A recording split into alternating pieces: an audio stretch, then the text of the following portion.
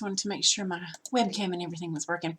I know it's dark in here, but remember, when I record your lessons, it's usually pretty early in the morning. Okay, so we're going to go ahead and today, and we're going to start Chapter 2 in our Heritage Studies.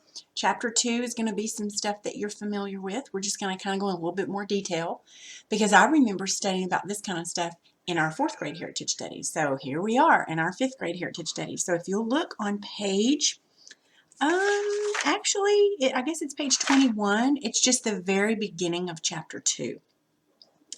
And Chapter 2 is called Getting There Faster. What in the world do you think that means? Maybe now there's cars. Well, you can see in the picture, that's an old picture. See how now there's cars and stuff? Because typically it was horses or, wagons or something like that. So don't you think that the invention of the automobile and even the bicycles or the airplanes, don't you think these inventions completely, absolutely changed their way of life, the people that lived in those days? Think about it.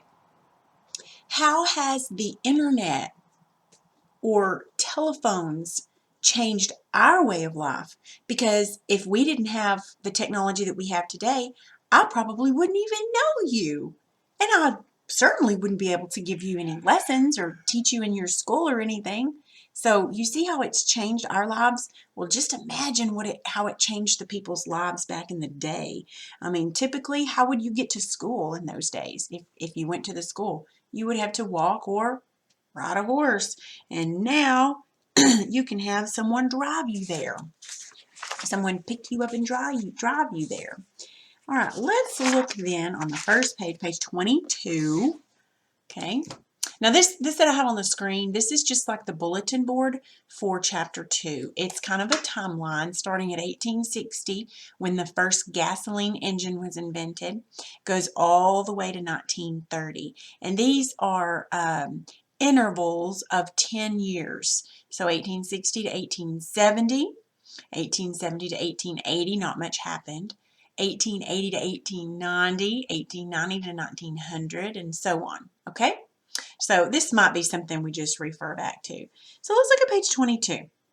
Up at the top it says the automobile. I want you to read along with me as we talk about how the automobile came about, okay? Try to imagine for a moment the streets and roads around your school without any cars or trucks on them. Only wagons and horses and people walking. What would be different? Noise levels, speed, the number of people going by in an hour. Indeed, these would be significant differences, but other things would have to change as well.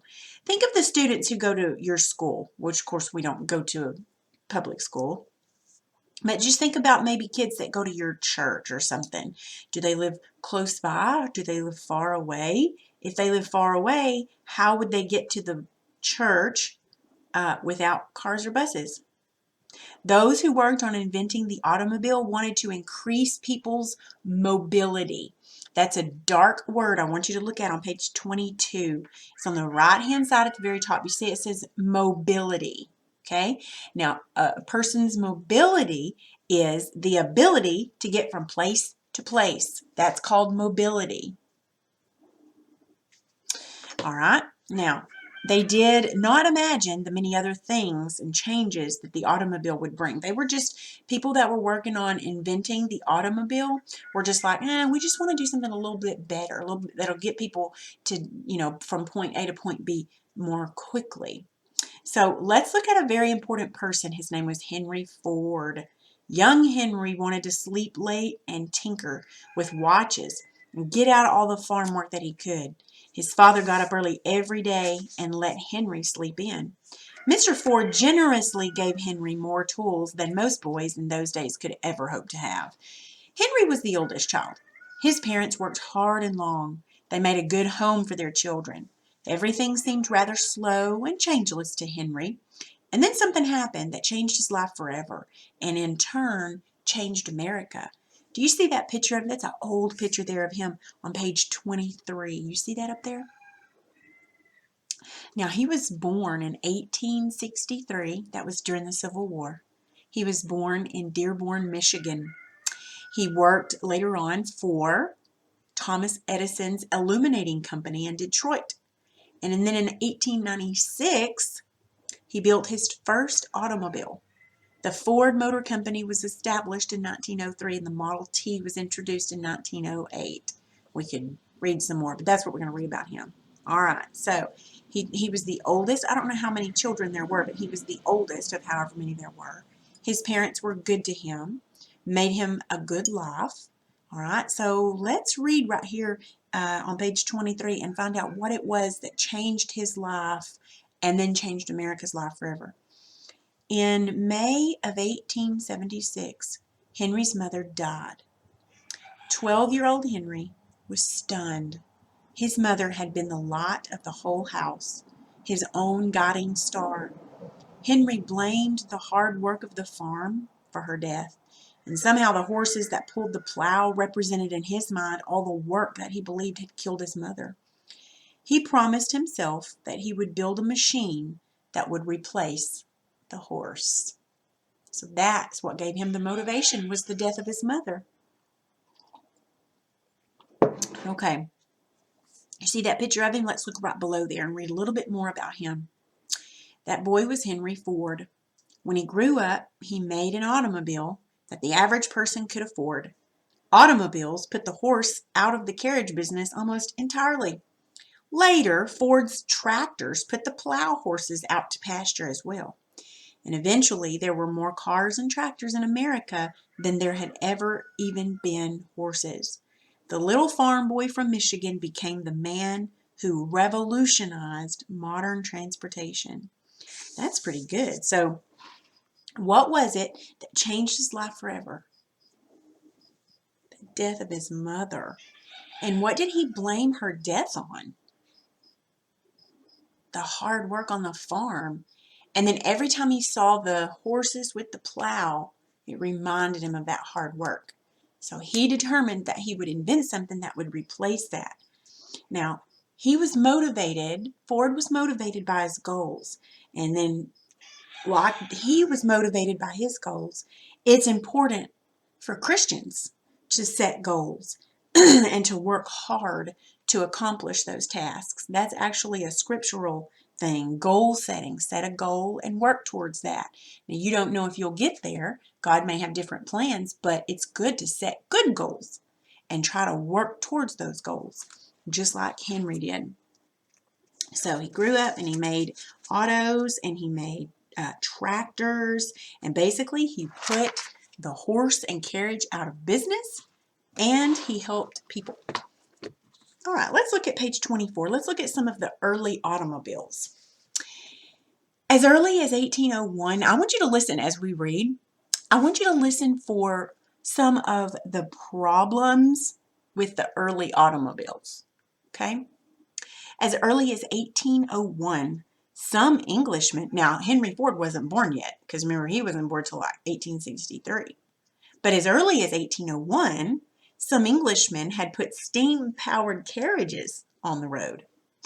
And there's a picture of one right there at the top of page 24. That's a steam tractor.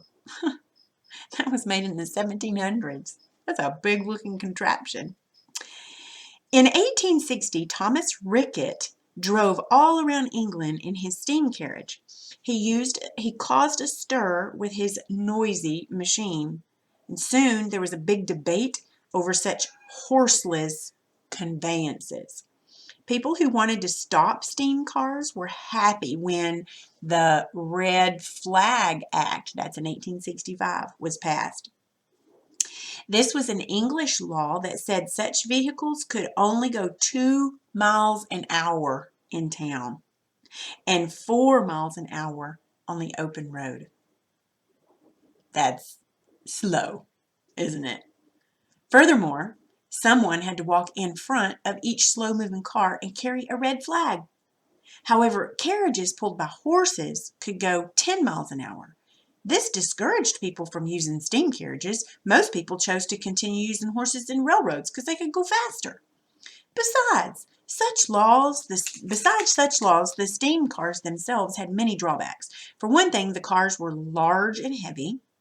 Steam engines needed water and fuel to make the steam, and each steam car had to be large enough to carry water and fuel for the trip. The body of the car had to be heavy enough to hold up all the machinery that made it run. Some early cars looked more like the train engines of that time period. Look at that at the bottom. That's a steam carriage from the early 1880s. I mean, it looks funny and it probably broke down a lot. But what were some of the problems? They were very noisy. Can you imagine how noisy those were? Especially when you're just used to hearing the clops of horses' hooves, and just the carriage, the wheels of the carriage going around. You're just used to that sound. And then all of a sudden you hear all these big clanging and banging and this funny looking thing coming down the road. So they passed the Red Flag Act in 1865. And that meant that with those cars, you could only go super duper slow and somebody had to stand in front of you carrying a red flag, kind of bringing attention to you that probably was already there. So, but that was made in England. That act was passed in England, not in America. So, did English people in England, did they decide, well, I think I'm going to go try to buy me one of those things? No, they didn't. They decided to stick with their giddy up horses instead. The early cars looked kind of like train cars, didn't they? Yeah. So, all right, let's look then at page 25. At the very top of page 25, there's a steam-powered tricycle. The bicycle was extremely popular in the 1880s and 90s. A few people tried to make steam-powered bicycles. A Frenchman, Leon Serpollet, produced a much lighter steam engine for his tricycle than had ever been made before. In the 1860s, Joseph, and I guess that's Jean José Lenoir, I don't know how to pronounce French names, patented the first gasoline engine. This kind of engine ran on gasoline rather than steam. And later, the German inventor Gottlieb Daimler improved the gasoline engine, and his engine provided the basis for most car engines that are in use today. So I don't think they have it anymore, but the van that I drive is called a Pacifica, but it's made by Chrysler. Well, back at some point, it was Chrysler Daimler, or not Daimler, Dahmer. Was it Daimler? Where's it at? Yeah, Daimler. There it is. It was Chrysler Daimler. And I don't think his name is on there anymore, but the name Daimler, in fact, if you'll look at the top of page 25, you see that it's bold, it's in black. Yeah, that's because you need to know his name, Daimler. He was kind of with Chrysler, I think, for a while, but it says that his engine, he made an engine that ran solely on gasoline. See, like right here, 1860. It was in the 1860 that he did that. It solely ran on gasoline, no more steam. It ran just on gasoline. And so his basis of an engine is what basically all cars today run on. So, yeah. All right, let's look at the last part here. It says the American motor car. Okay, although some wealthy people in Europe had motor cars, the cars were not trustworthy. In fact, most drivers took a team of horses with them in case of breakdowns. But in America, Henry Ford was determined to make a reliable car that average people could own. In 1896, Ford built his first car and called it the quadricycle. He continued working for several years. Finally, in 1908, Henry Ford introduced the Model T. At last, he had an affordable, sturdy car. And there's a picture right there. It's a painting by a man named Norman Rockwell. Norman Rockwell always painted realistic pictures. So this is not like he was posing for it, but this is what he painted. But you see that picture? That's like they called it a horseless carriage because it ran on a gasoline engine. And anyway, so his first car was a Model T. That was in 1908. I'm going to see if I can find, I should have written it. Let me see if I can find a picture of a Model T. This is a Model T. That's a Model T.